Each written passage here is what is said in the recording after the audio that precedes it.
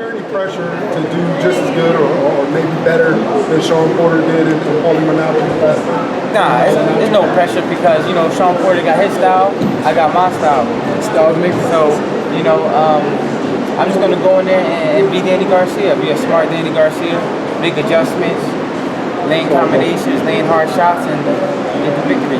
How does it feel like at 140, you basically fought everybody, and you kind of trying to find opponents. Yeah. Now you go up to welterweight, and it's wide open. I mean, there's so many fights for you. Exactly. What does that feel like? It must be exciting. Oh, it feels great because I feel like my style matches up great against anybody at 147. Like, you know, so I'm just ready, man. I'm just ready. First, I got to handle Paulie Malignaggi.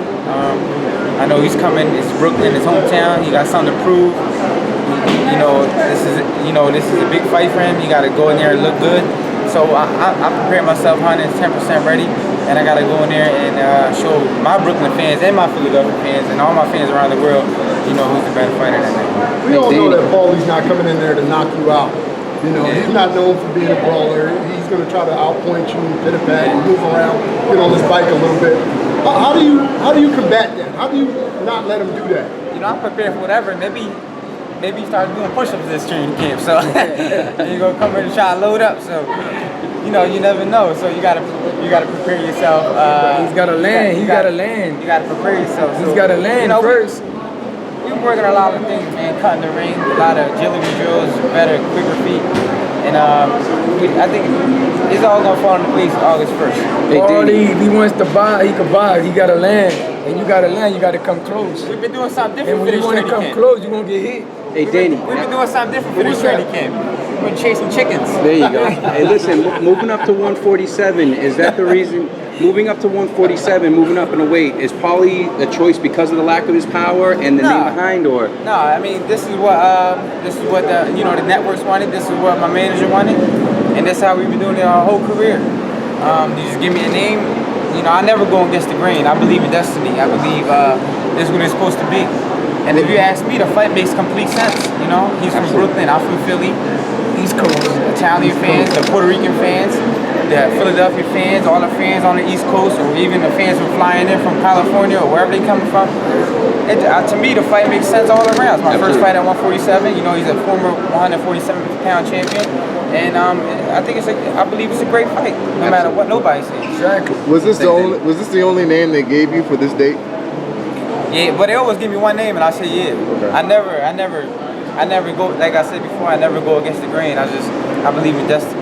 Danny, besides your change in weight and nutrition, what else have you had to change as you're moving up into this week? Like, do you think your style has to change up at all? No, I think we've just been working on a lot of explosiveness and a lot of quickness. Like, we work like a lot of footwork and explosiveness, more conditioning. You know, I've been running more miles than any other training camp before, so I've been pushing myself to get stronger and build more endurance. Essentially using that speed that helped you at that round to sort of be your advantage as maybe a smaller guy. Yeah, because you know, see, like when I was fighting at 140, it was just like I strained myself so much weight, like I wasn't able to cut the ring off the way I wanted to, because when you cut the ring, you have to be quick, you have to feint, you have to corner them. So I just felt like I didn't have enough energy to do that, so it was just like I was just chasing people around the ring.